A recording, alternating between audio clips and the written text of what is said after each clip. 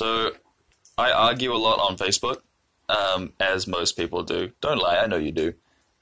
If your life is sad and unfulfilling like mine, then that's probably what you do the majority of the time. And a lot of the time I get accused of using ad hominem arguments just because I can be a little bit inflammatory with my speech. I might call someone an idiot or a moron or whatever. But that doesn't mean that I'm using ad hominem argument. And ad hominem is where, you don't attack the argument, you only attack the character of the person. It's like a genetic fallacy. It's attacking where the argument came from as opposed to the actual argument itself.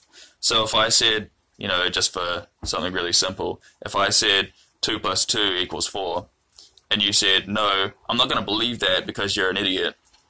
But you're not actually attacking the argument, you're attacking the character of the person, you're attacking their credibility. And it's a very common thing that people use. They'll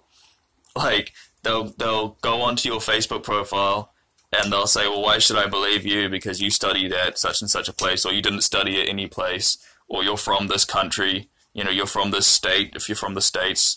That's quite common. People saying, well, why should I believe you? You're from Texas, you're from a southern state, why should I, you're obviously a bigot. But that's ad hominem. That's attacking the character of the person or the credibility of the person as opposed to the actual argument. Like, it wouldn't hold if you just came across a random argument, that same argument that you're arguing against. But if you just came across it written down on paper, you wouldn't be able to use that as a rebuttal. You wouldn't be able to say, well, this piece of paper is obviously racist, or this piece of paper is from such and such a place, or study. It's just an argument written down on paper. But because there's a person in front of you, or not usually in front of you, because there's a person on the other side of the internet, you can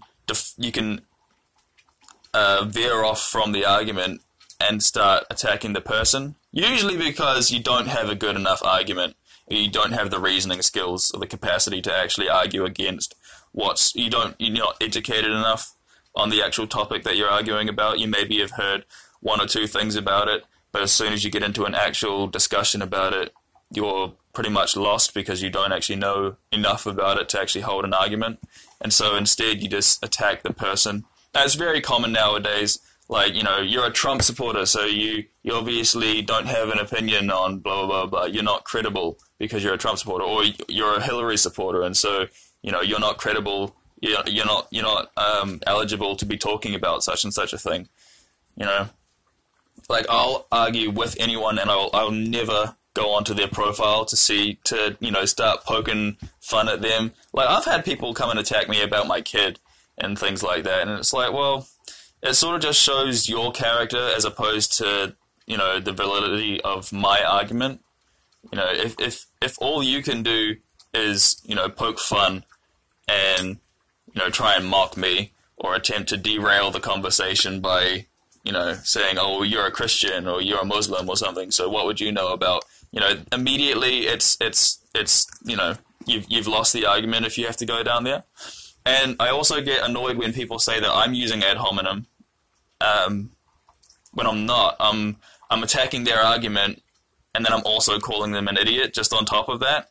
So what I'll do is, like somebody told me, and this is getting off topic, but somebody told me, I like to debate philosophy and, the existence of God and stuff.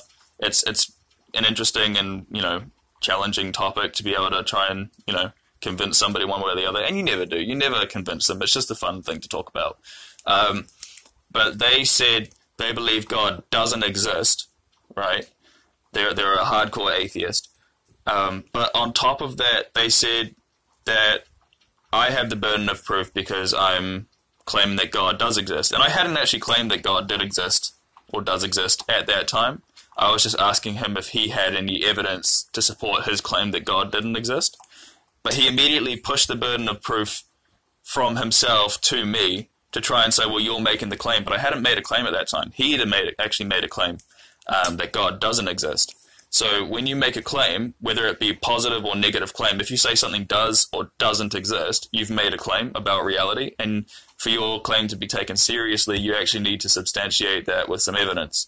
And if you can't do that, well then I don't need to take your claim seriously.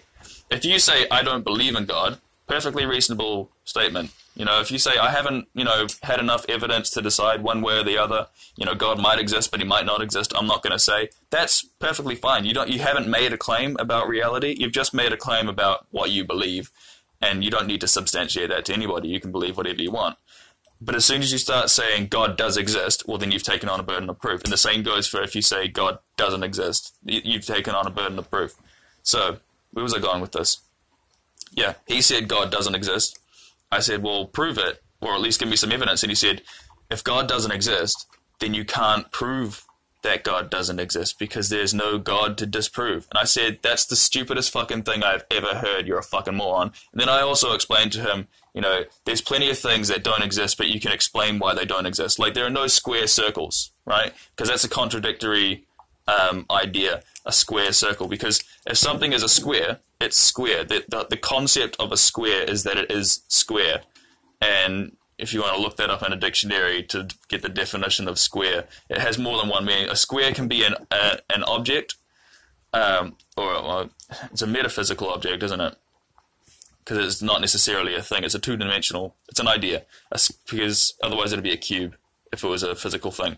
But the metaphysical concept is a square, right, with square corners. And then there's a circle, which is a perfect circle, a round, you know, completely round 360-degree circle, right? You cannot have a square circle because that defeats the purpose. A square cannot be circle and a circle cannot be square, right? So you've just we can say that there are no square circles in existence. They cannot exist, right? So his idea that for something to be disproven, you can't disprove something that doesn't exist, right? And so I debunked his argument, and then I called him an idiot, and he said that's ad hominem. I said, no, it's not ad hominem, it's, you know, just me calling you an idiot and also debunking your stupid fucking argument, which made no sense whatsoever. But, yeah. Another term for it is genetic fallacy, which pretty much the same thing. It's attacking where the argument came from instead of the actual argument. Yeah. So, yeah.